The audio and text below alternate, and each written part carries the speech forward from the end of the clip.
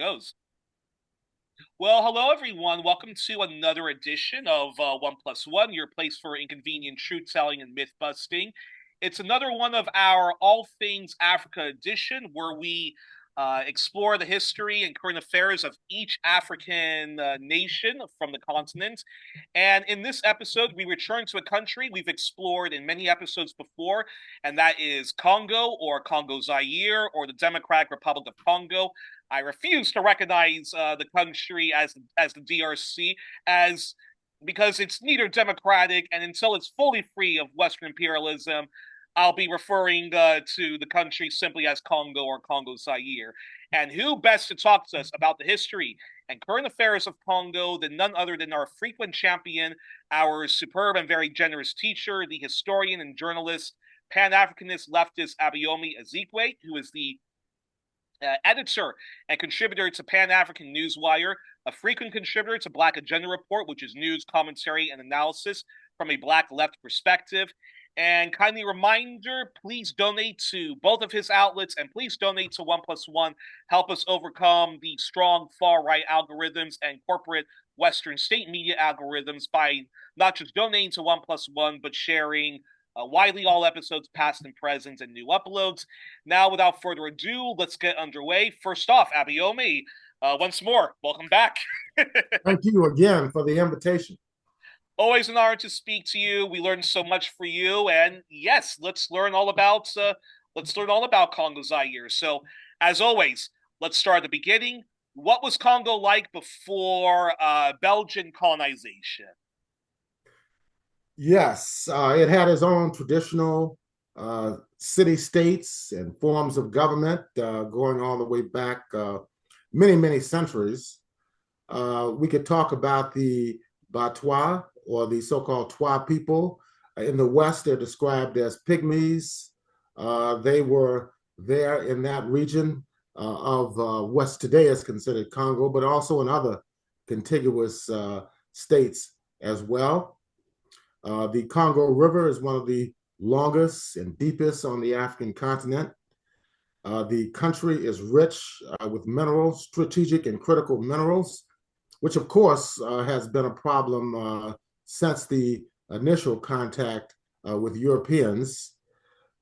Initially, there was the involvement of the Portuguese in Congo prior to the Belgians. And the Congolese people had their own kingdoms, the Kingdom of Congo, and there were others as well. These kingdoms developed during the period that in Europe was considered the Middle Ages. Around the 13th century, numerous kingdoms and smaller states and cultures began to consolidate in that area. And by the 16th century, the Kingdom of Congo was a formidable nation state. Now, this was the time that the Portuguese came. Now, the Portuguese, of course, were heavily involved in exploration. They were some of the early Europeans that were involved in the Atlantic slave trade, Spain and Portugal. Now, of course, later on, as centuries developed, they were overshadowed by the British, the French, the Dutch, and eventually the French. So it was a process of consolidation of the various African cultures and civilizations of the region, the intervention of the kingdoms and other forms of monarchical governance in that area. Then we had the intervention of Portugal beginning around the early years of the 1500s, being the early 16th century. There was a king called Alfonso, popularly known as Alfonso I, who made contact with the Portuguese explorers. And they began to get involved in trade during that particular time period, mainly in agricultural products, also with copper as well. In addition, the demand for African labor grew during the period of the 16th and 17th centuries. Now, prior to that, there tended to be more of an equal relationship in regard to trade and diplomatic relations between Portugal and Congo. For example, Alfonso did send some of his emissaries to Portugal to study the language and also to study Christianity. And eventually, Alfonso himself adopted Catholicism as a religion and eventually became a state religion in Congo. This is way back, centuries and centuries Whoa, ago, whoa, prior to the intervention of wait, Belgium. you're telling me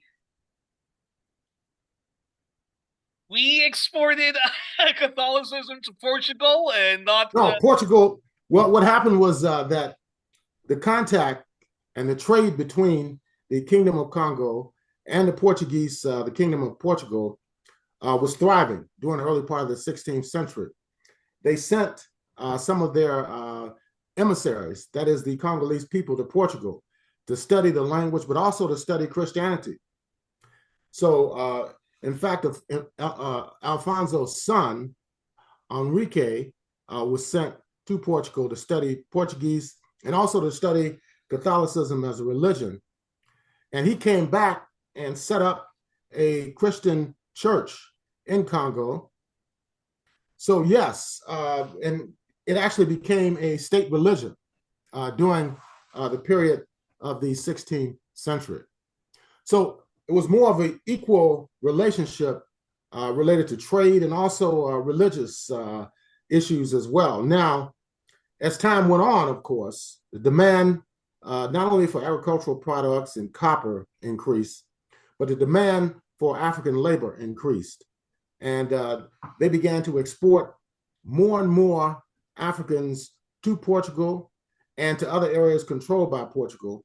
And this created a lot of dislocation inside of the Congolese kingdom during even as early as the 16th century. So these are some of the developments that took place, but it was a turning point in regard to any type of equal relationship or equitable relationship between this African kingdom and Portugal. But as time went on, it became more and more unequal. And the Portuguese wanted more and more Africans to export not only to Europe, but also to the Western Hemisphere. For example, Brazil became a Portuguese colony.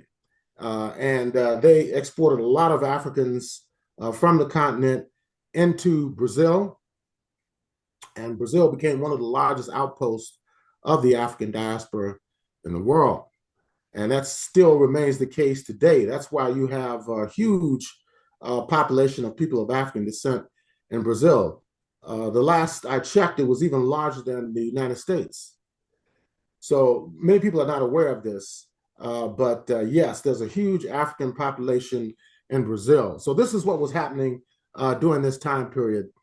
Also, we have to understand that the Kingdom of Congo is not the same as contemporary Democratic Republic of Congo. It covered areas in Angola, as well as the Republic of Congo, which was a former French colony, and also some areas of Gabon. So it was different after the Belgians and the Germans and all these other European countries met in 1884 in Berlin to carve up the continent. So what I'm saying is that the relationship between Portugal and Congo, the Congo Kingdom, goes back to the early 16th century, and it evolved over the years as Portugal became more and more desperate in terms of African enslaved labor to be exported to the Western Hemisphere.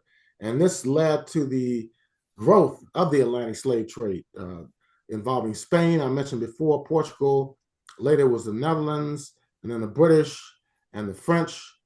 So yes, it was a major, major operation. And as Eric Williams wrote in his book, Capitalism and Slavery, if it had not been for the Atlantic slave trade, that Britain and ostensibly other European countries would never have grown into industrial powers by the 19th century. And of course, that was eventually brought into existence here in the Western Hemisphere. because you had the growth of African enslavement in the United States, in particular, the Caribbean.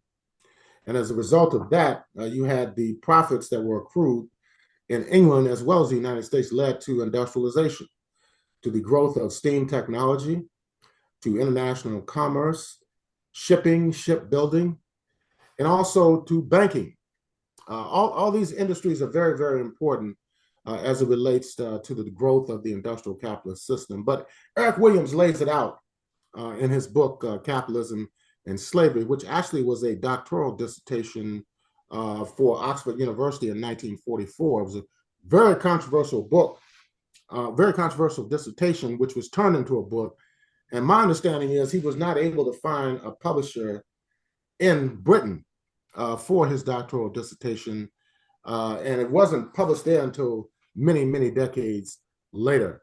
So capitalism is based upon the enslavement and colonization of African people. And Eric Williams brought that out. W.B. Du Bois also made the same assertion, as well as Walter Rodney, who wrote the book, How Europe Underdeveloped Africa. Wow, that is very fascinating, and that's a perfect segue then to my second question. So, what was Congo like when it was colonized and was a personal property of King Leopold II of Belgium? And can you talk to us about the grotesque human rights abuses of the Belgian monarch, later the Belgian state, towards the Congolese? Well, yes, the Kingdom of Congo was an independent state. They set up relations with Portugal. They also had some interrelationship with the Dutch beginning around the 17th century. But in one of the neighboring areas known as Angola, or nowadays called Angola, they also had kingdoms and monarchical societies, and they also fought the Portuguese as well as the Dutch. And a woman by the name of Anne Zinger, or Queen Nzinga, arose during that period in the 16th, 17th century. And she, of course, defeated, waged several battles with the Portuguese and was able to defeat them. Eventually, though, she had to come under their authority. But she also accepted Catholicism as a religion for African people. Now, we can look back at this and say, wow, this is really unfortunate. It was a mistake because it led to a further oppression and exploitation of African people. Now, in the Kingdom of Congo, they eventually became more or less a vassal state of Portugal. And this went on during the period of the 1800s all the way up the 17th century, 18th century, 19th century, and between 1862 and 1914, they were pretty much a vassal state of Portugal. So yes, it's a very interesting history during this particular time period. Angola as well. You know, the first enslaved Africans that were brought to the British colonies of the United States in Virginia came from Angola. The 20 Africans who were brought here to Jamestown in 1619, their original homeland was Angola. So biologically and genetically, it's very close ties between the people of Southwest Africa, Angola, for example, and people of African descent in the Western Hemisphere. And of course, the Atlantic slave trade extended all along the West Coast, even into the central interior, and all the way to the east, and the southern part of Africa also was impacted by the Atlantic slave trade. And people have discovered this through documents related to the Atlantic slave trade, but also DNA evidence, which has shed a tremendous amount of light on the historical origins of African people in the Western Hemisphere.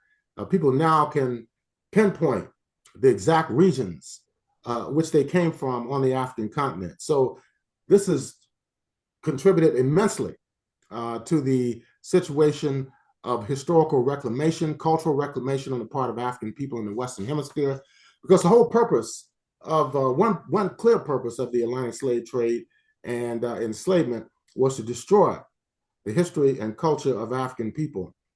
But now, with the digitization of documents, uh, even census records in the United States can reveal a lot, let alone DNA evidence, which is revealing more and more, not only about the origin, but also about the transatlantic trade and also the impact of that trade and the disbursement of African people throughout the Western Hemisphere.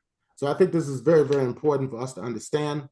It is really, really, really essential for us to understand But what then is how? going on. Then how did Belgium how did Belgium come to colonize Congo? And talk to us about the horrific Mm-hmm. human rights abuses that the Congolese faced under the Belgians. Mm-hmm. Well, people like David Livingston, Henry Morton Stanley were explorers from the U.S., and they were commissioned by the capitalist interests and governments to explore and develop trade routes through Congo. Then, of course, in 1884, there was the Berlin Conference, or the Berlin West Africa Conference, it is also called. And they sat down, all these European countries, the United States was there as well. And they sat down and carved up the African continent to ostensibly avoid conflict over this big African cake. Now, I don't know if you've seen that graphic painting of King Leopold, where he's actually slicing this huge African cake. So this was the whole idea Oh no, but among the I'm not familiar with it, but do You tell should me. look it up. You should look it up. It's a painting of Leopold carving up this huge African cake at the Bismarck. Actually, Otto von Bismarck and of course Leopold.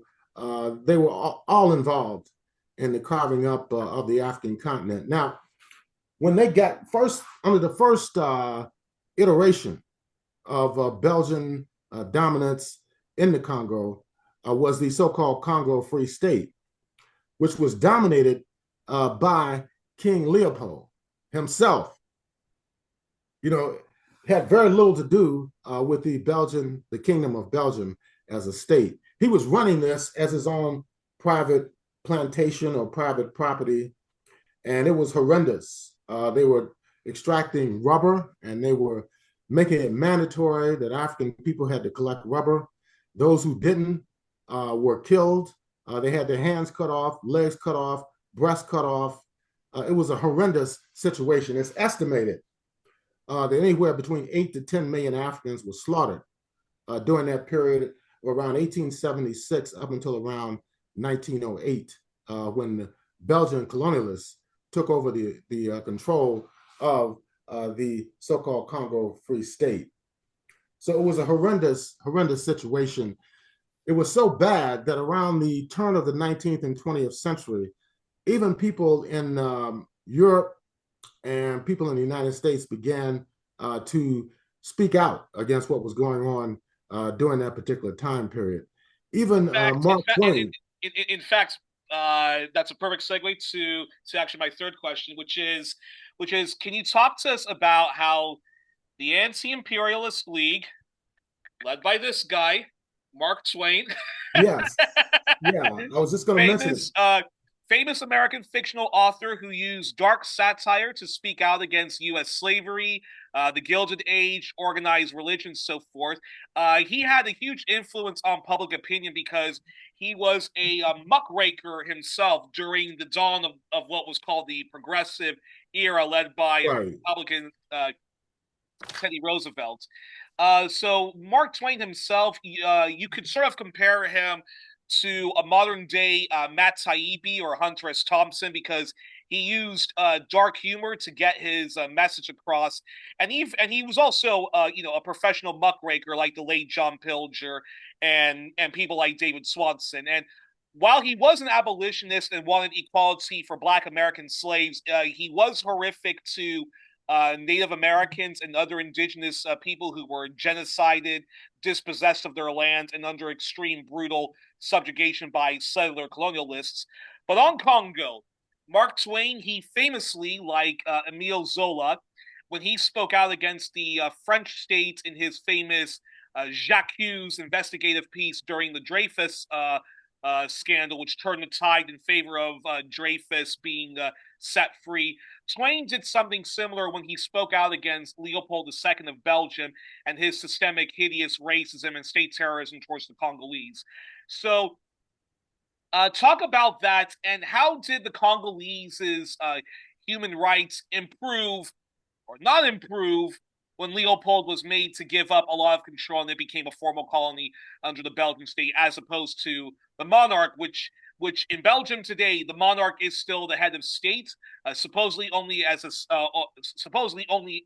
ceremonial role. The Belgian is still a classic constitutional monarch liberal democracy. So I'm curious your response. Yes, Mark Twain is a very interesting historical character.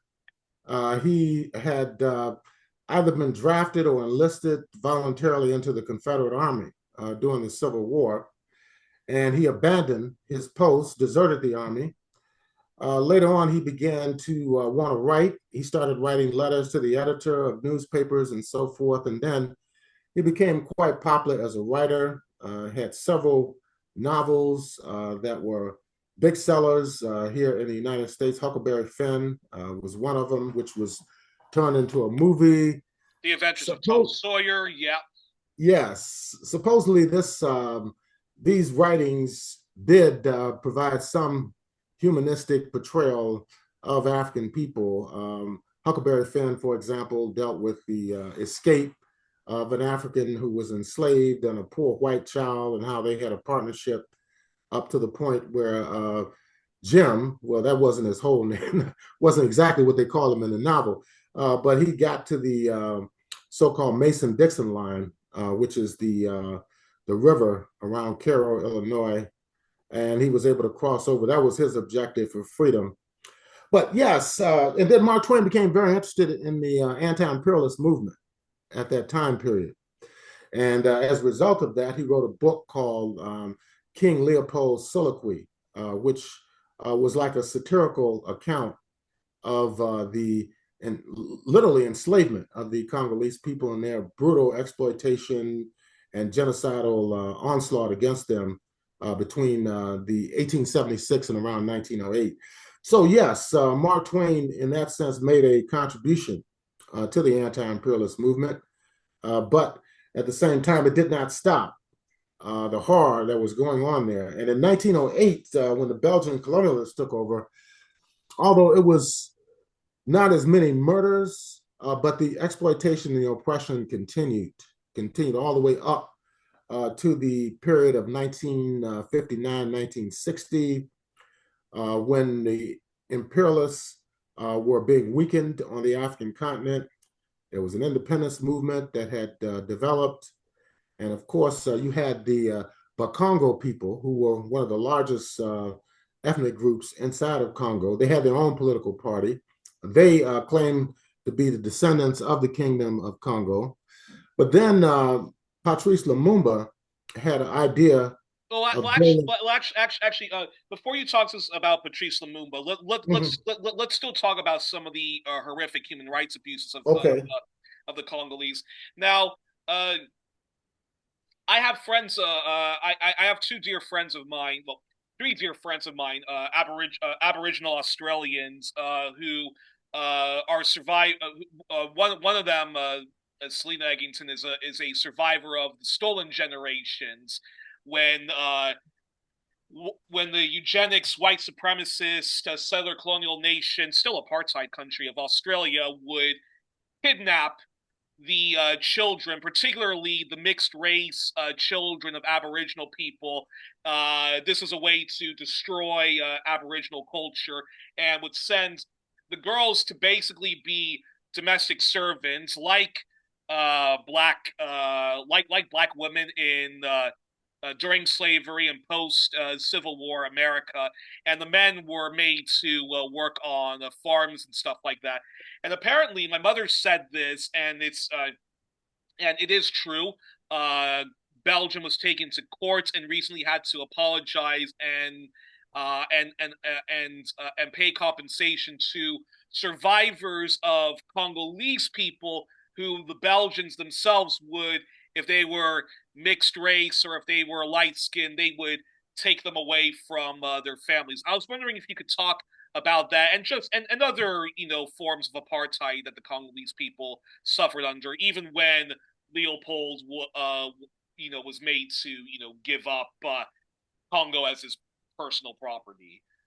Yeah, well, we have to look at the natural resources that exist there, and that was a main motivation of the Belgians, and they were in partnership with other European colonial and imperialist powers and transnational corporations and so forth. But yes, I did read about the case of the Congolese, some of whom were mixed race, and they were taken away from their country, taken away from their families, and there was some settlement around that. But how do you repair that type of damage that had been done over a period of decades? Also, the current head of the Belgian monarchy apologized, although it wasn't a great apology, a mild apology, for what his people did to the Congolese people over the period of more than 90 years. And then, of course, he returned a tooth that belonged to Patrice Lumumba. Supposedly, the only thing that really survived his brutal assassination was really an execution and a mutilation, according to eyewitness accounts of what happened in January of 1961. So, yes, this is ongoing. And I don't know how people really felt, about them saying, "Oh, we're really sorry that we created all this havoc inside your country." And a matter of fact, your greatest leader, here's what we had left of his remains, and we never returned them, and we never really was able to be honest about what actually happened in 1960 and 1961. The role of Belgium, the role of the Central Intelligence Agency, the United Nations, and others In in that fact, situation. in fact, and that's in fact, just before we talk about those series of events, in 1950, can you believe this? In 1950, so this is a decade before Belgium reluctantly gave Congolese people their independence. There were still human zoos going on in Belgium of Congolese indigenous people like they were animals. But by the way, I also believe in animal rights, and I don't think that animals should be in zoos. I think we should abolish zoos, SeaWorld, and Period. stuff like that. But Congolese people, black indigenous Congolese people, who even fought in World War I on the side of Yes. Belgium, were kept in human zoos, not too far away from where the current Belgian palace where the monarch lives and so forth. Yes. And there are still statues of Leopold II in in the most bourgeoisie affluent area of Brussels, the Avenue Louise area. And if you go to Toissondor, you go to this area, Matsonge. It's a huge Congolese and African diaspora community who have a lot of barbershops, have a lot of small businesses, like night shops, selling cell phones, Mhm. working for people who want to travel to Africa and stuff like that. In places like those, that's where that's where you can visit human zoos and stuff like that and whatnot. So absolutely incredible. And I completely agree with you. Uh, it was not a moving apology like when Stephen Harper apologized to the survivors and the deceased of residential schools. It was not a moving apology like when Kevin Rudd of the Labour Party of Australia, the Prime Minister at the time, when he apologized to Aboriginal people just for the stolen generations, may I add, not for the whole history of settler colonialism and the ongoing settler colonial project, but just apologizing to the stolen Mhm. generations. And America only recently, under former President Biden, apologized to Native Americans for the residential schools. So, all that being said, yes, and Belgium continues to play a neo-colonial role in Congolese affairs. So now, what led to Congolese independence, and talk to us about the brief government of Patrice Lumumba, and explain as much as you can or want what led to Belgium once more, along with the U.S., Britain, Canada, France, and Israel, to overthrow him and prop up Mobutu Sese Seko as dictator of Congo. Yes, the Congolese people, had a long history, proud history of independent existence. I mentioned the Congo Kingdom, which was, functioned as an independent state between the 14th century all the way up until around 1862. And then, of course, it became a vassal of Portugal and eventually, of course, coming under the thumb of Belgian colonialism after the whole period of the Berlin Conference and so forth. But yes, the people there always wanted independence. And what happened during the 1950s after World War II, there were independence struggles that were breaking out in Africa and Asia. So these independence struggles inevitably had an impact on the people in the Congo as well. So in the 1950s, Patrice Lumumba came on the scene, and he initially had worked for a beer production and distribution company in Congo. In fact, he was a promoter of these alcoholic beverages around the area that's Do you, Leopoldville, which is uh, now known as Kinshasa. do you know the name of the do you know the name of the beer? Because I probably drink it most likely. So I can't recall it right now. Was it Stella Artois? Was it Jupiler? Was it? I don't think so. You can look it up. Wow, I But did not know that. Interesting. yeah, and he also supposedly worked for the post office too. And I understand he was terminated from the post office on some type of trumped up or fraudulent charges. And then in around 1958, uh, they, him and some other colleagues of his, visited Ghana for the All African Peoples Conference, the first All African Peoples Conference, which took place in December of 1958. And he was a part of the delegation that represented the so-called Belgian-Congo. That's what it was called at that time. And other people were there as well. People like Frantz Fanon, who was there representing the National Liberation Front of Algeria. So Interesting. after coming back from that conference in early 1959, a series of rebellions erupted across the Belgian Congo. And Lumumba was arrested, he was tortured, and eventually, in order to try to stave off the unrest that was taking place in the country in 1959, they opened up discussions with various Congolese political leaders during that particular time period. Uh, the negotiations began when Lumumba was in prison. So the others involved in the talks demanded that he be released. He was released. There was evidence of the torture on his body during that particular time period. And as a result, by early 1960, a date had been set for national elections. And after the elections, of course, on June 30th of 1960, the country was declared independent.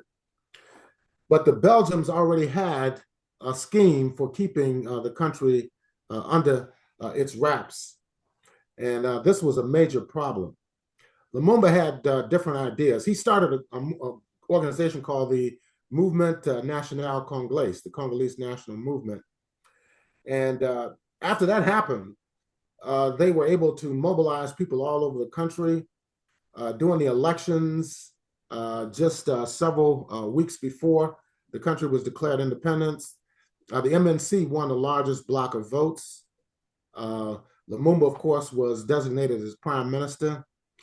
You had Joseph Kasavubu, who was more or less like the titular president of the country. He supposedly represented the Bakongo people. But as soon as Lumumba took power as prime minister on June 30th of 1960, he delivered his famous independence speech in which enraged the Congolese. But enraged not the Congolese, it enraged the former Belgian colonial leaders. Yeah. And the king left, the king at that time, Bedouin, left and went back to Brussels. And of course, things started to fall apart. There was a rebellion inside the Force Publique, which resulted in a breakdown of law and order in the capital. The U.S. Was committed to overthrowing Lumumba because he was a Pan-Africanist and he believed in non-alignment, and he was open to having relations with the socialist states as well as the West. And that the things kind of broke down, and then eventually he was put under house arrest. Actually, talk to us about. So this is a very important detail. So before he's overthrown, there was what was called the Congo crisis, or the Katanga secessionist forces, which the West cynically backed, right, in order to undermine Lumumba and overthrow him. Talk to us about that before Mobutu's rise. In the south of the country, in the Katanga province, which was rich with mineral resources, a man by the name of Moise Tshombe was put up to break away from the central government and form an independent Katanga. And that was backed, by Belgium as well as the United States, which was really outrageous at the time. So in 1960, after the independence and all the chaos that was going on inside the country, Lumumba appealed to the United Nations to send in a peacekeeping force to stabilize the situation. Now, he was under the impression that the UN would come in and take a neutral position in regard to the problems that were going on inside the country, the overstepping of the former Belgian colonial powers, their interference in the police.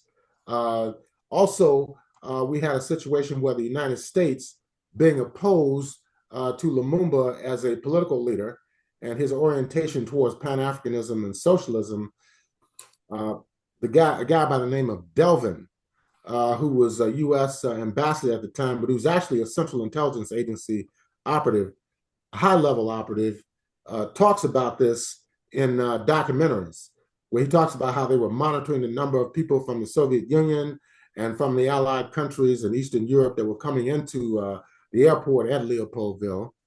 They came up with these schemes at the aegis of Dwight Eisenhower, who was serving his last year in the White House.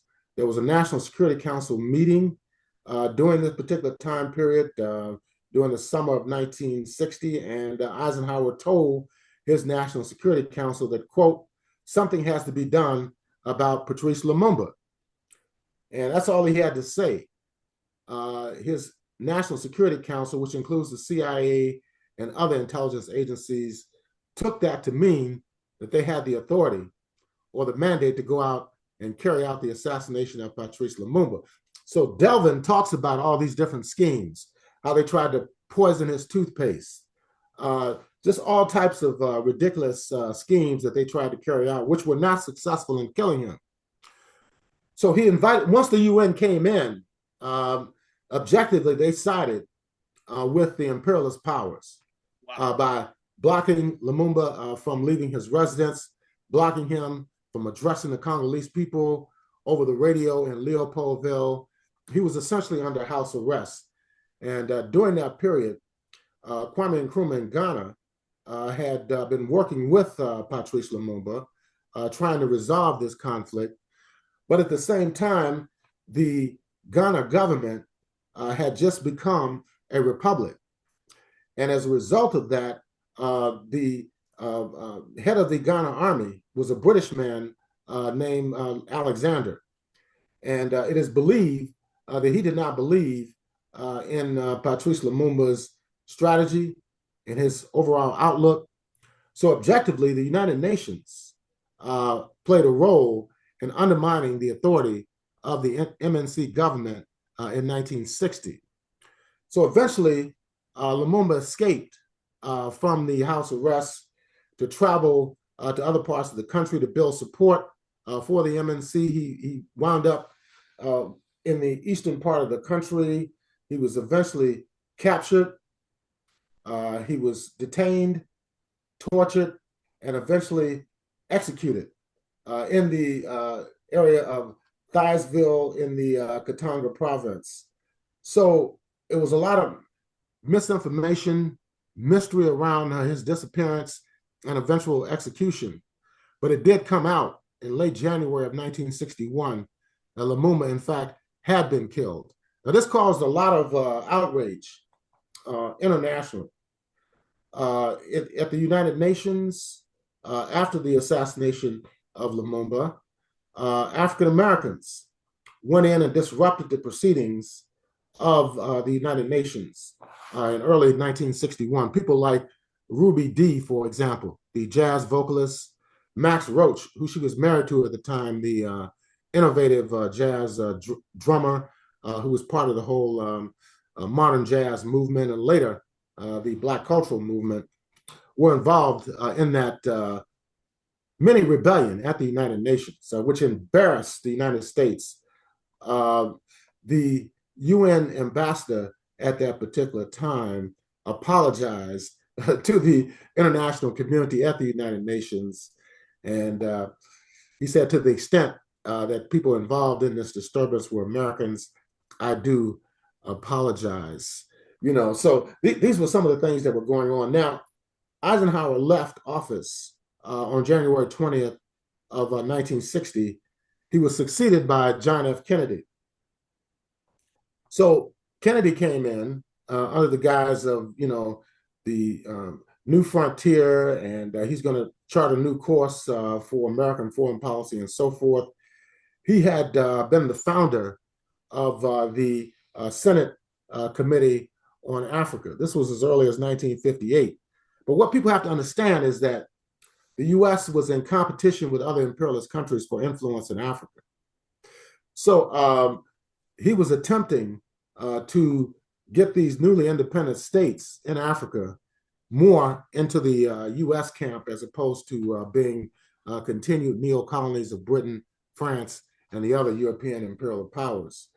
So in 1961, after the assassination of Lumumba, I believe it was in April of 1961, Dr. Kwame Nkrumah came to the United States to meet with John F. Kennedy and supposedly to discuss resolving the crisis in Congo. And I don't think a lot came out of that meeting. You can read this book called Challenge of the Congo by Kwame Nkrumah. It's published in 1966, right after his overthrow.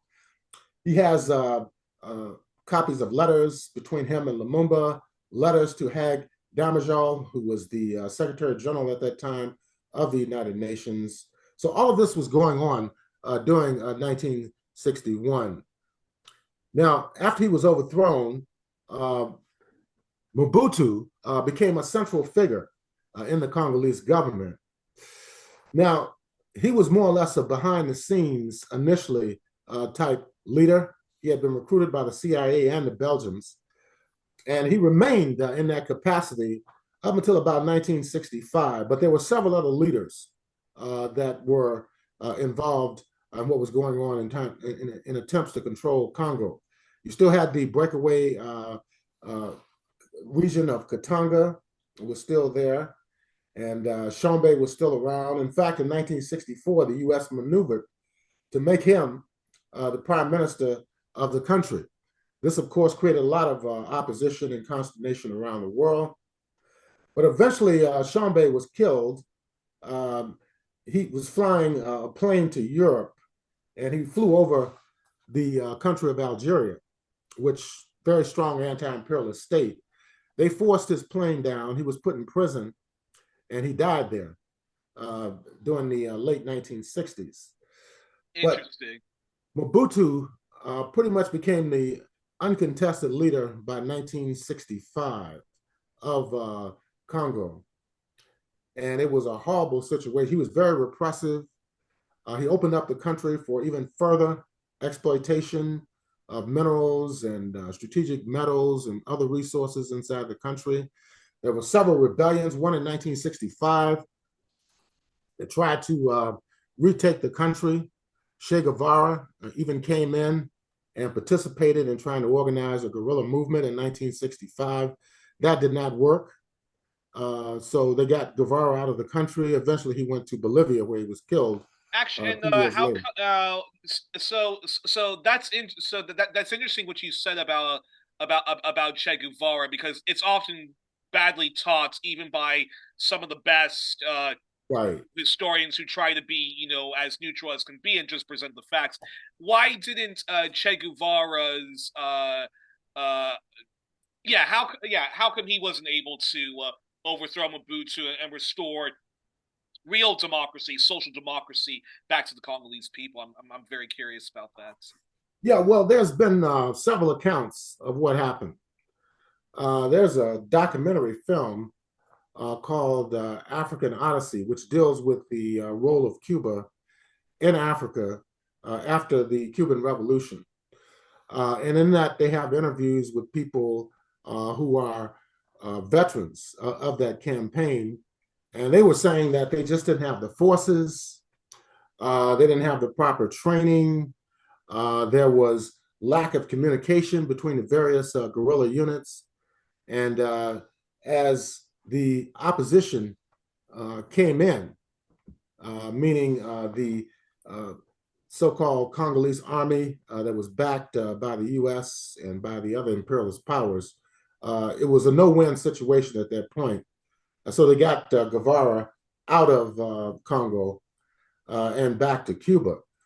But no, it was not a very favorable situation for waging a guerrilla war in the eastern part of the country during 1965. But there were other attempts, even in the late 1970s. There were attempts to come in and fight the Mobutu government, which failed because he had enormous support from the Western imperialist countries, particularly the United States. And a lot of this had to do with the mining interests inside the country. You had the Union Miniere, which was set up under the Belgians. But, Congo was full of very, very important natural resources. Uranium, for example. George Padmore said that in one of his writings after World War II, that the uranium that was used to build the atomic bombs that were dropped on the two Japanese cities in August of 1945 came from Congo. And there were other very important minerals, diamonds, gold, um, uranium, we talked about. Coltan is another one. So it's a treasure trove of important strategic minerals that are vital to the world capitalist system. And that's why even today, there's fighting going on in the eastern part of the country, and it probably will continue until the Congolese people can unify, consolidate their forces to drive out these imperialist interests. But going back to the era of Mobutu, as I said, there were many attempts to try to overthrow him, but it was not successful until up until 1997, when yeah, Just before we talk about that, right. let me also just add something very interesting. Mm-hmm. It's very interesting that when Patrice Lumumba was asking for the U.S. to was trying to plead uh, to the he was trying to appeal Yes. From man to man to the U.S. saying, "Look, Eisenhower, yeah. look, Who you refused to guys." meet with him. Yeah, I mean, he was trying to sort of talk to him the way Ho Chi Minh tried to communicate early with the United States, like, "Hey, we're fighting freedom against the French the way you guys fought your freedom against the British," and it went on Right. deaf ears. And then apparently, when Patrice Lumumba asked help from the Soviet Union, that's when the U.S. said, "Okay, this guy is a no good communist that needs to be murdered." And Yes. interesting that when Mobutu was no, when Lumumba was overthrown, uh, apparently Canadian unions and the CCF, which is the precursor to the modern day NDP, were supportive of Canada and the U.S. and the British in their overthrow of Patrice Lumumba. Shocking, considering that Lumumba was a social democrat. Uh, Before we talk about uh, Mobutu's overthrow, Okay. talk to us a bit more though about Mobutu's legacy when it comes to socioeconomic affairs in Congo during the Cold War. If there are some positives when Mobutu was in power, please share. But also talk to us about how Congo was used as a Western imperial proxy in trying to eradicate radical communism and Pan Africanism in Angola, and anything else you think gets overlooked when folks critically assess Mobutu's time in office. Yes. You're right. It was used as an outpost of Western imperialist intrigue, and they continued to loot the country in regard to its natural resources. Also, the independence struggles that were still raging in the region. For example, in Angola, uh, Mobutu played a very reactionary role by supporting one of the groups there, the FNLA, which was funded by the Central Intelligence Agency. Uh, my understanding is that Holden Roberto, who was the head of the FNLA, was a brother-in-law of Mobutu Sese Seko. But at any rate, he did not play a progressive role. And in 1975, when they sent forces into Rwanda in an attempt to defeat the MPLA government, they were defeated. So that pretty much eliminated Holden Roberto as a contender in the post independence Angolan scenario. But at the same time, there were other forces. He worked closely with the racist apartheid system in South Africa. Oh, did And he? yeah, Mobutu, yes. Okay, Because of the, because I know he fought alongside South Africa in trying to eradicate the independence struggle and the communist movement in Angola. But I yeah, didn't know that he actually was very friendly with apartheid South Africa, given most of the continent of Africa, at least on paper, officially, we're all supposed to be engaging in boycott, divestment, and sanctions on apartheid South Africa and any other settler colonial regime like Southern Rhodesia before it became Zimbabwe under Robert Mugabe. right. And it was anti-communism, I think, was the common thread because Mobutu was definitely opposed to any type of mass party, vanguard party, socialist party, even national liberation movement to come to power there and redirect the wealth and the resources of the country back to the people. He was bitterly opposed to that. So yes, Angola is a key element of his involvement with Western imperialism. And of course, Angola was connected with the liberation struggles that were going on in Namibia, as well as Zimbabwe and South Africa. So he was really an enemy, considered an enemy of the national liberation movements, an enemy of the working people, the poor people, and the farmers of Africa, and the youth of Africa in general. And there were huge purges that took place inside the country. And we talked earlier about the 1974 rumble in the jungle between Muhammad Ali and George Yep. Foreman. That country that country was selected largely, I think, due to the fact that Mobutu was corrupt, and Don King offered several $1 million to the government and to the people who participated in the fight. And it was a very interesting scenario. It's conveyed in a documentary called "When We Were Kings." Very great documentary that Which interviews a got an lot of the Oscar, people yeah, who've for been best involved. documentary film. Yes, yeah. So all of that. But even despite that, it's very interesting when you look at that film and you see the masses of people inside of the then Zaire siding with Muhammad Ali, who had an image at the time of someone who stood up to the Western system, who stood up to white people in the United States, who defied the Selective Service Law in the US, and had his title stripped away from him in 1967. So, and he won it back through court action and also as a result of the mass movement against the war in Vietnam and the Black Power and Black nationalist movement in the US.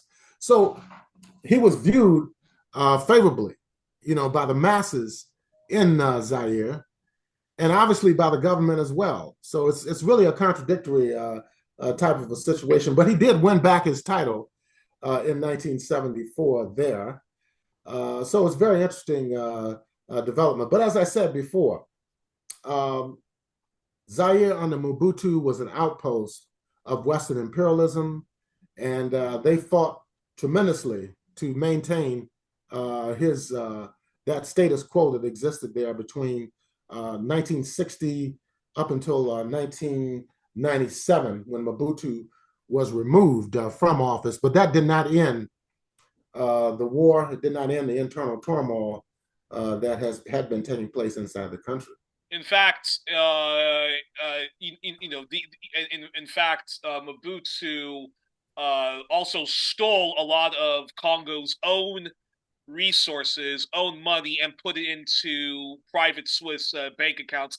I think the only other person that beats Mobutu in terms of that level of corruption is Sani Abacha of Nigeria, who was one of the few people in which international authorities and people power movements forced the Swiss to be transparent about where Nigeria's stolen money was coming from, and it was in Sani Abachi's own personal, bank accounts. And Mobutu, just to give people an idea of how capitalism works with African characteristics, is if you were part of his inner circle, yeah, you could live a very, very good, affluent life, even a Yes. bourgeoisie life.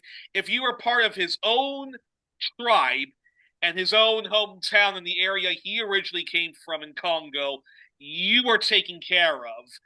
Everybody else, though, Yeah. impoverishment, and we're talking about extreme impoverishment. He was Mhm. one of the richest people from one of the richest countries, and yet a majority of its people were impoverished.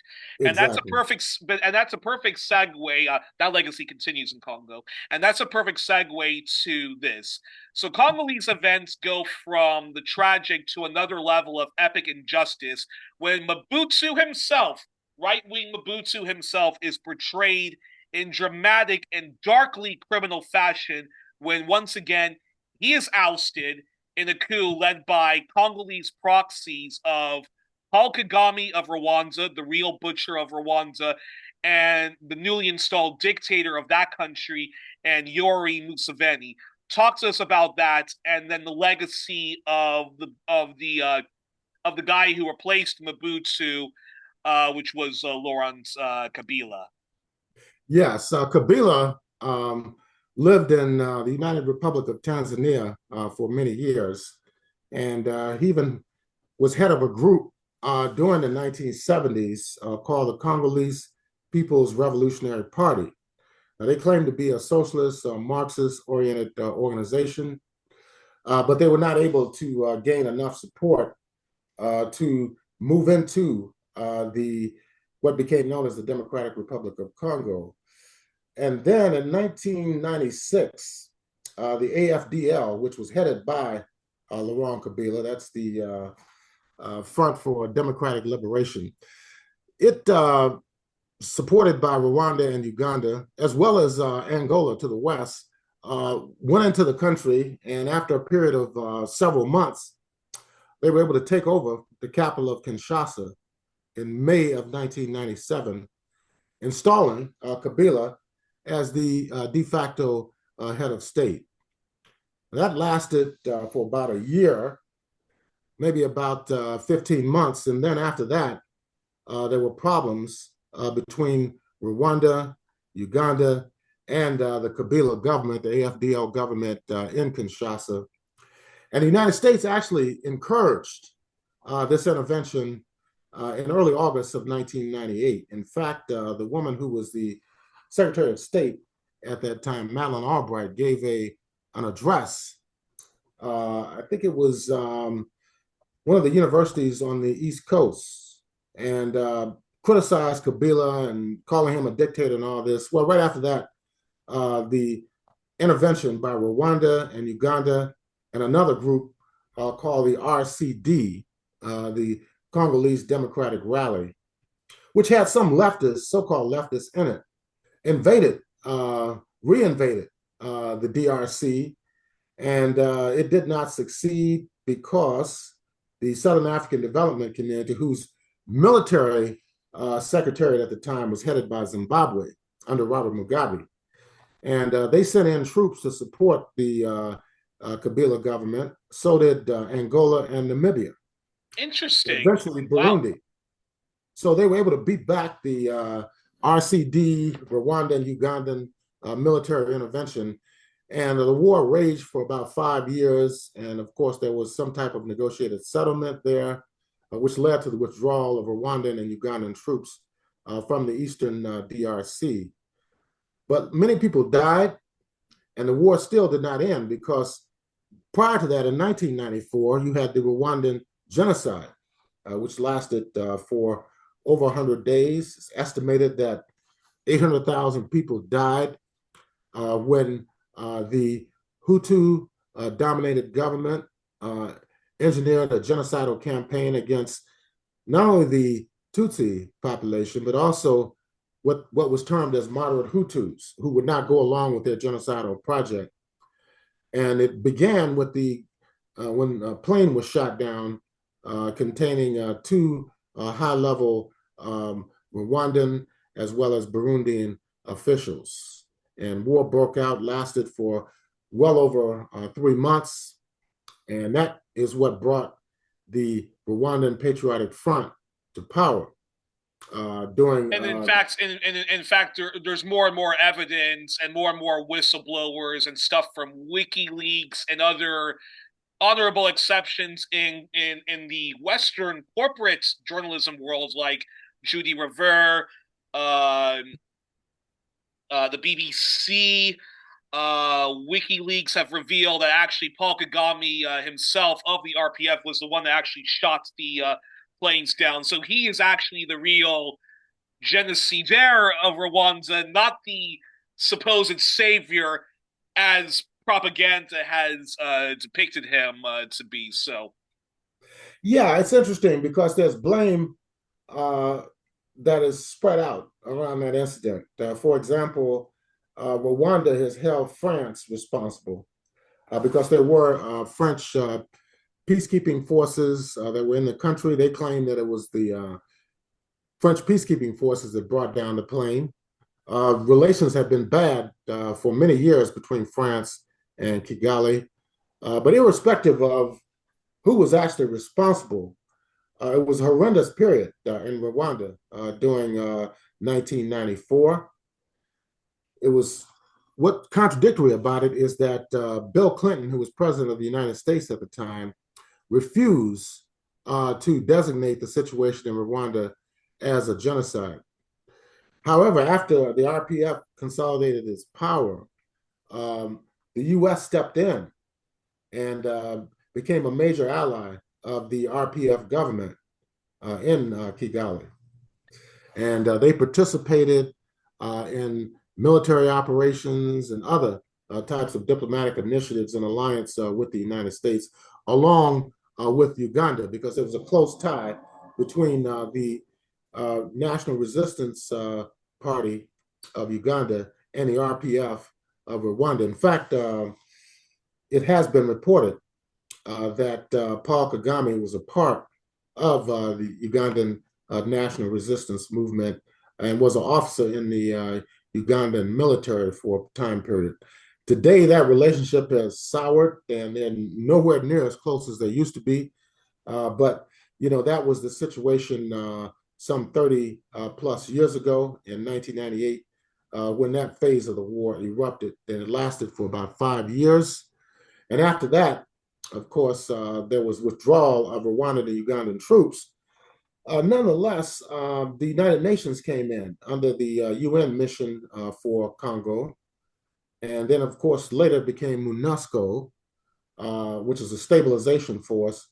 But even despite the UN intervention again, particularly in the Eastern Democratic Republic of Congo, they have not been able to resolve the instability inside that region of the country. And in fact, there have been popular demonstrations calling for the UN to withdraw from the area. And they had an agreement, even with Felix Tshisekedi, the current president, that the UN forces had to withdraw from the Eastern Democratic Republic of Congo.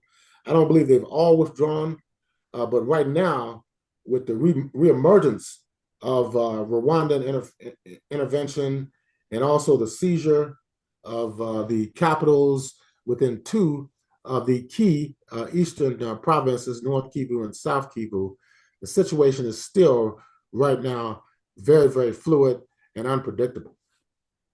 So before we talk about Joseph Kabila, is it safe to say that the legacy of Laurent Kabila is a left-leaning person who was stupid enough to trust Western imperial proxy forces like Rwanda and Uganda, and when he basically kicks them out of the country and told them to stop interfering in Congolese affairs with their constant sabotage, the plunder, uh, the slaughter of of Rwandans fleeing Paul Kagame.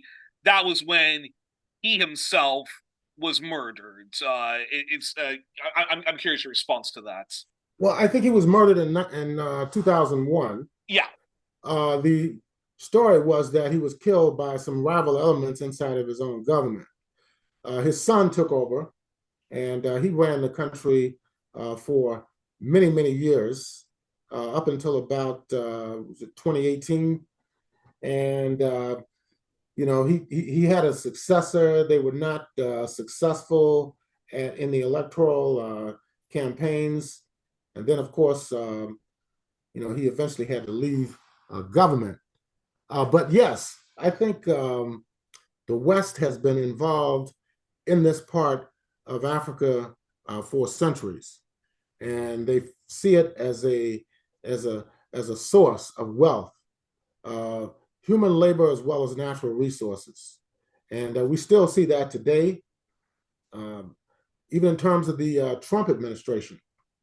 They're trying to cut a deal with the Tshisekedi government for mineral rights in the Eastern DRC in exchange for the possible deployment either of U.S. troops or some type of private security force to guard mines and to fight against the many rebel groups that are in Eastern DRC. We'll see how this actually turns out, but it was reported several weeks ago that President Tshisekedi and the Prime Minister of the DRC openly discuss this proposal, and they're saying that they want to and are having discussions right now with the officials from the Trump administration. And I think this is a major error on their part. Everything we've been talking about here over the last hour deals with the detrimental impact of the West, whether it's Belgium, Portugal, the Netherlands, the United States, you name it. The detrimental impact of these relationships. I don't see anything positive coming out of a deal with the Trump administration, which still is an imperialist still has an imperialist orientation. When remember when Trump ran for office, he was claiming he was going to end, these wars. He was going to focus more on the United States in regard to bringing manufacturing jobs to the United States. He's going to lower inflation. He's going to do all these great things. And he's been in office now for nearly 3 months. The war in Ukraine has not ended. In fact, it's escalating. The Russian Federation right now is on the verge of launching another offensive in the Donbass region to take total control of that area of Ukraine. We see what's going on in regard to the Greenland, his confrontations with the Kingdom of Denmark.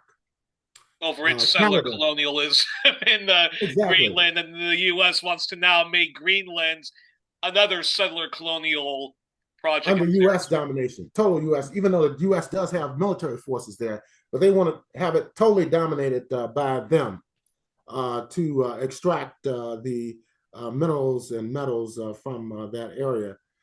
Canada is another example. Longtime allies of the United States. They fought alongside the U.S. and Britain during World War II.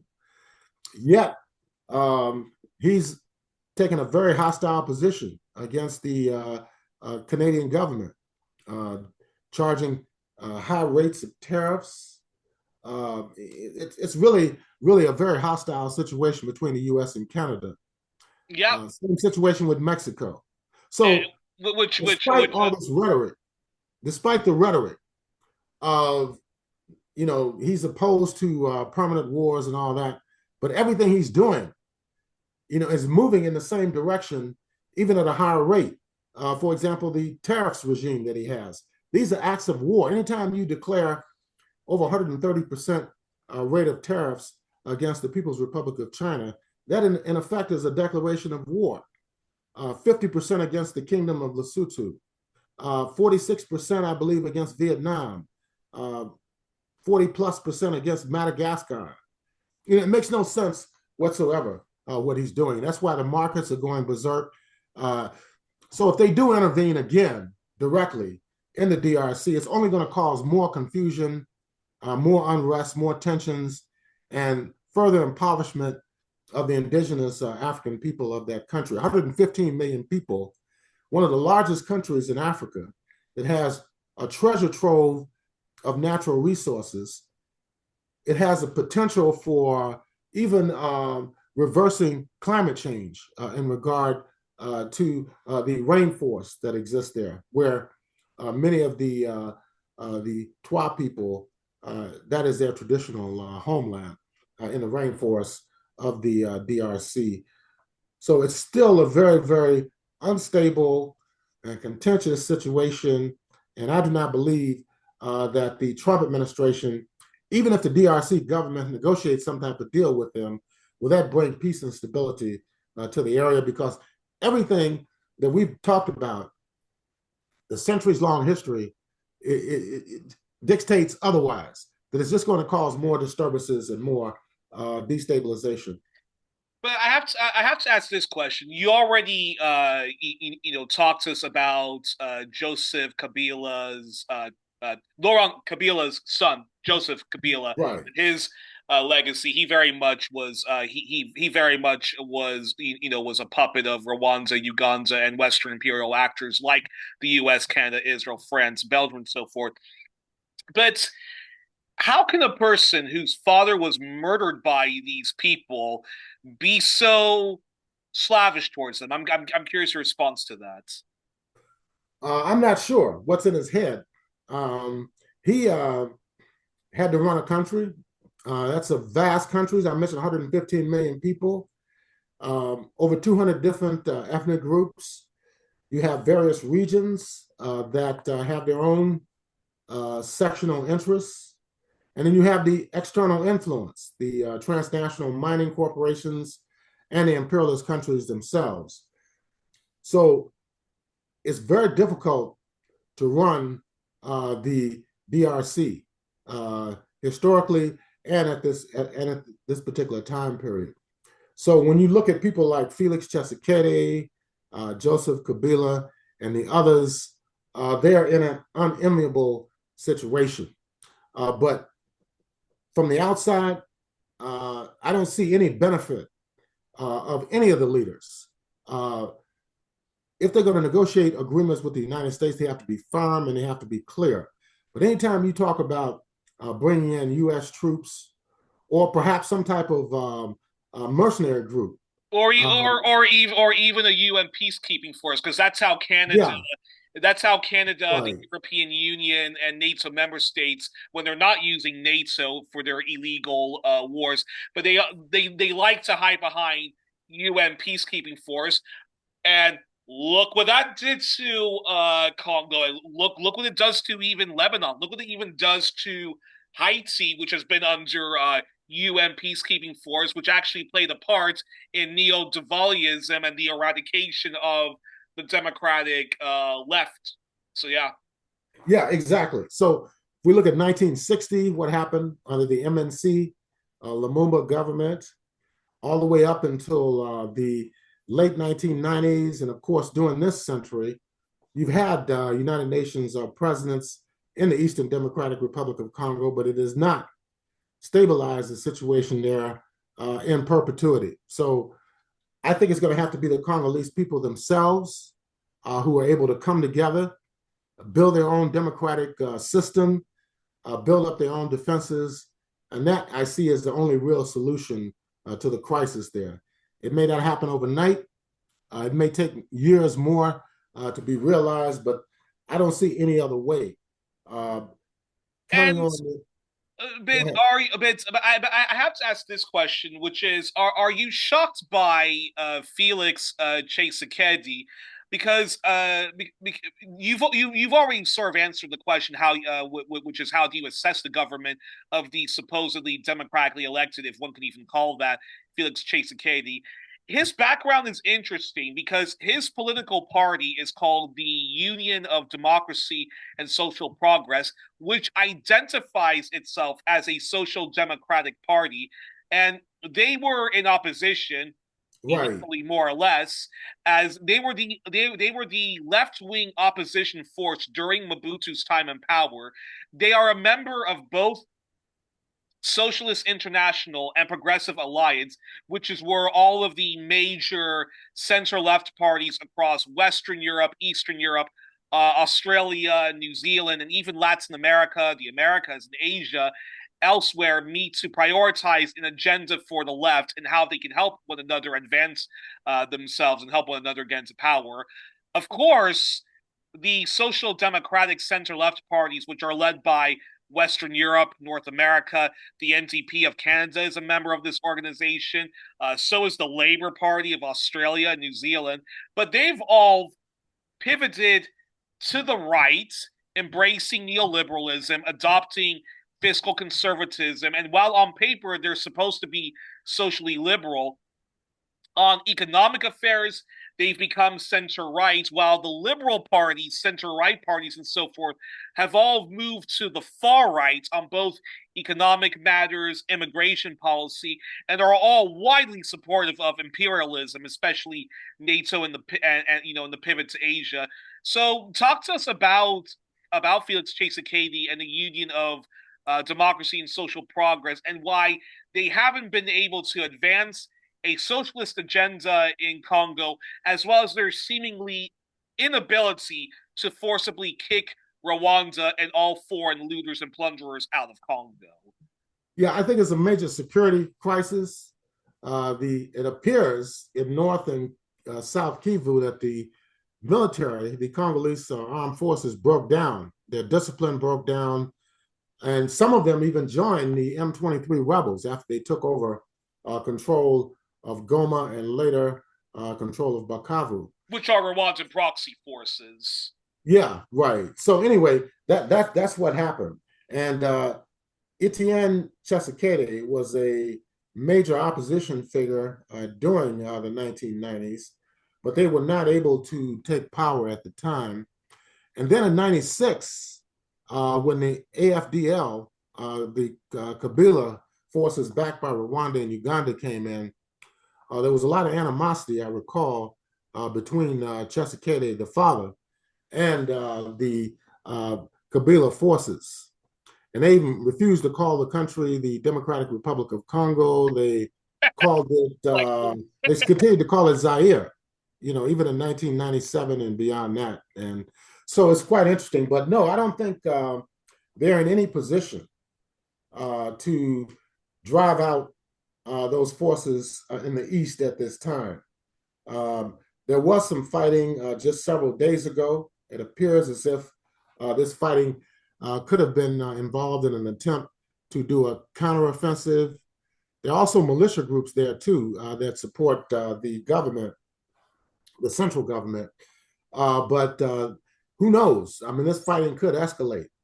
They occupied that part of the country in 2012, which is almost 13 years ago now.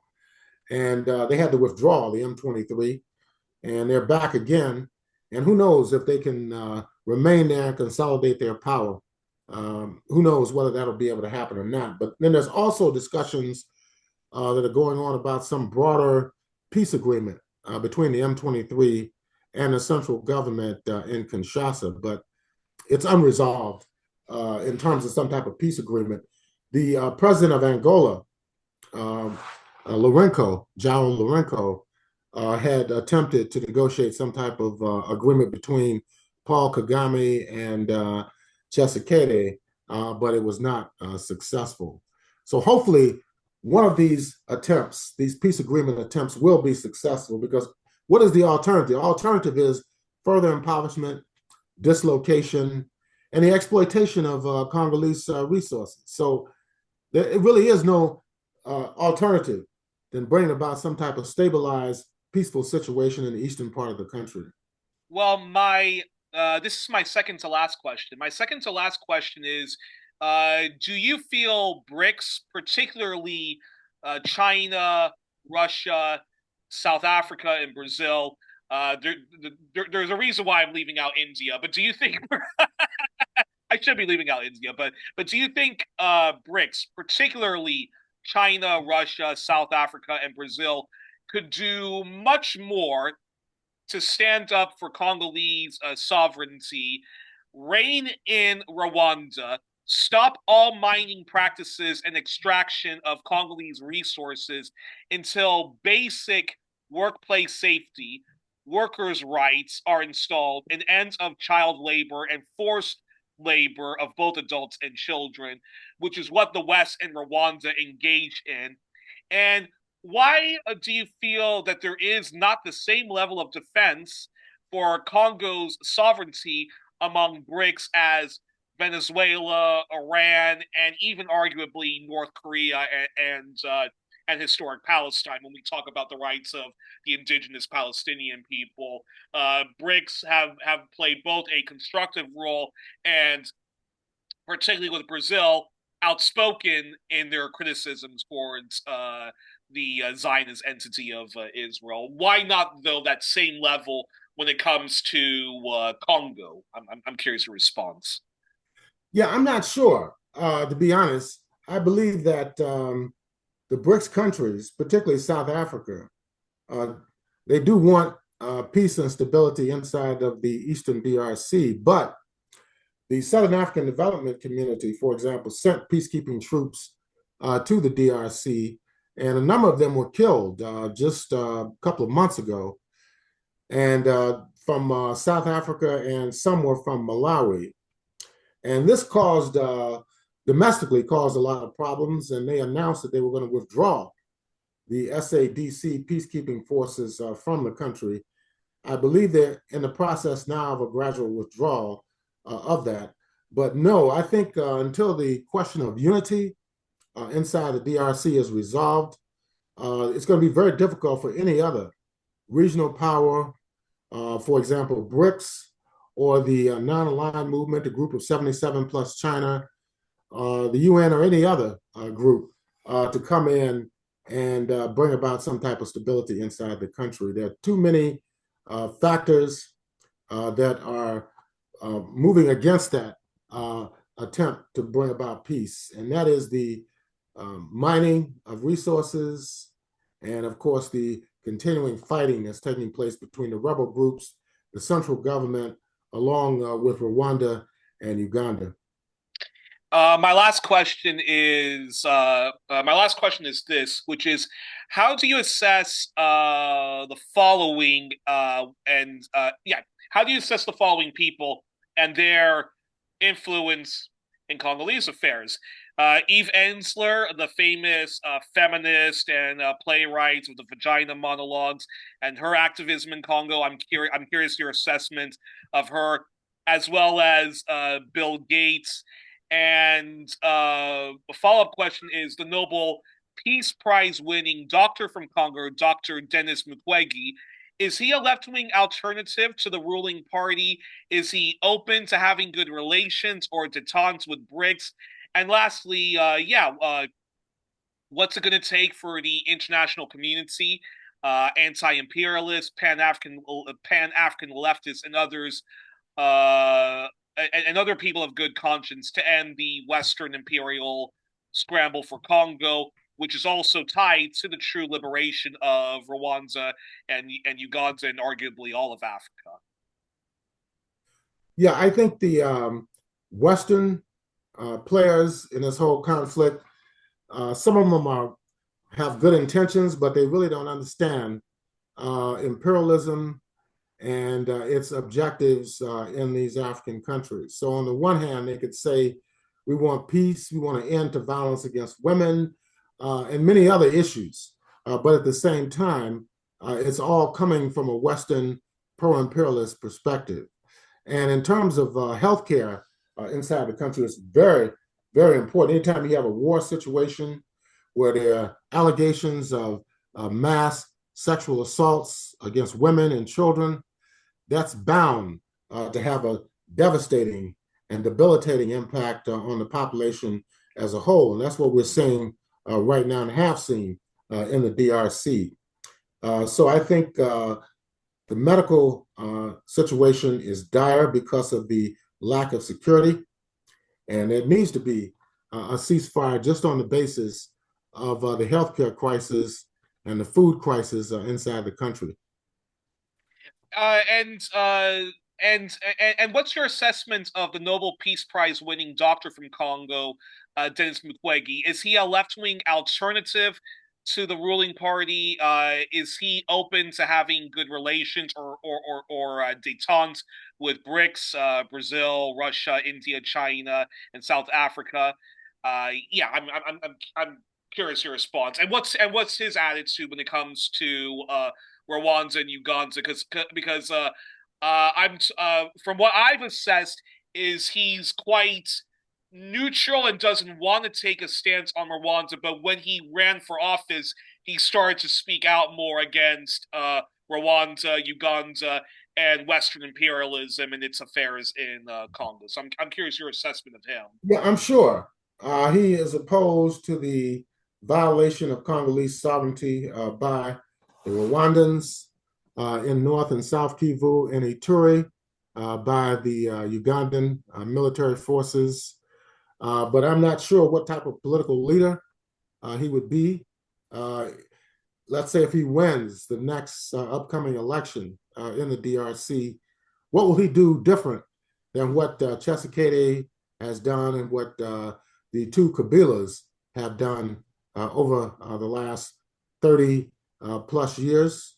So I'm really not sure exactly what method he used to bring peace and security inside the country. Hopefully, he will take a more anti-imperialist position, and in doing that, unify the country to fight against these external interests, which are the major underlying cause of the ongoing instability inside the DRC.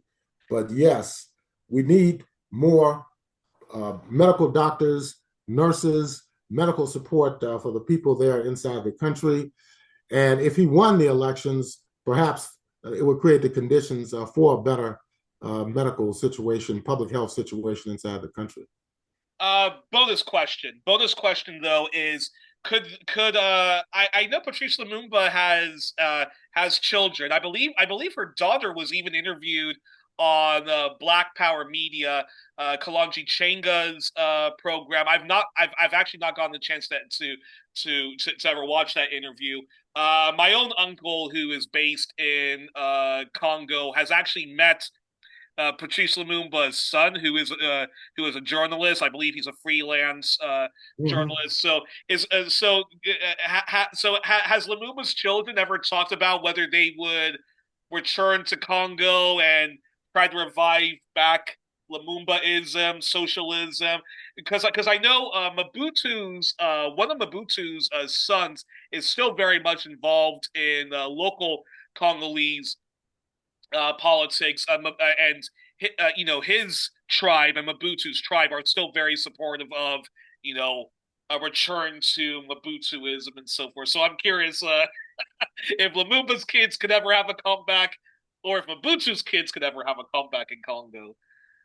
I'm not sure. I mean, I haven't met any of Lumumba's children, but I'm aware, particularly of his daughters. Years ago, had done a tour of the United States and had spoken out, against imperialism in the DRC. But there's so many other variables involved. If they wanted to run, for example, and try to take over as head of state inside the country, I'm not sure exactly what would be involved. They'd have to revitalize either Lumumba's party, or they'd have to create another party and run an alliance among several different parties. But if their politics is progressive or revolutionary, then that's what the country really needs. It needs a leftist orientation and a thrust towards anti-imperialism and Pan-Africanism. That's what's missing right now. So we'll see as the conditions deteriorate and as the political situation develops, who's actually going to come to the fore. The situation in the East remains quite unstable, and that has to be settled first before even the capital can decide who's going to run to become head of state in the next elections. And I'll also just close by saying to all of the people who are involved in the efforts to stop a possible hot war with China, the anti-pivot to Asia moments and the China solidarity movement, I would just encourage I would just encourage our Chinese comrades, especially in the expat community and those who are supportive of BRICS, that please lobby those governments, Brazil, Russia, China, India, South Africa, and China to be aggressively more anti-imperialist when it comes to Rwanda, and be a good friend to Congo in that respect. Yeah. Well, one problem with the Rwandan question is that they supplied troops to go to northern Mozambique in Cabo Delgado to fight the jihadist rebels there. And I think they played a stabilizing role in that part. And they were working alongside the government in Mozambique. So even though there are contradictions between the RPF government of Rwanda and the Southern African Development Community, the former president of Mozambique, Felipe Nyusi, did invite them to come in and help with the security situation in northern Mozambique, because up there they were developing a liquefied natural gas project, and it was stalled specifically as a result of the jihadist insurgency that was taking place in Cabo Delgado. So we'll have to see what happens in regard to the situation in northern Mozambique as well. But that of course, is related to the role of the SADC. Interesting. Well, we were joined on this. Well, I think that's a good place to end. And of course, reactionary Islamic movements. That's because, again, Western imperialism and their criminal partners, both Israel and the Gulf states. Well, Yes. we were joined. Well, We were joined on this edition of One Plus One, our All Things Africa edition, with Abayomi Azikiwe, who, let me remind folks, is a historian and journalist and founder of Pan-African Newswire. He's also a regular contributor to Black Agenda Reports.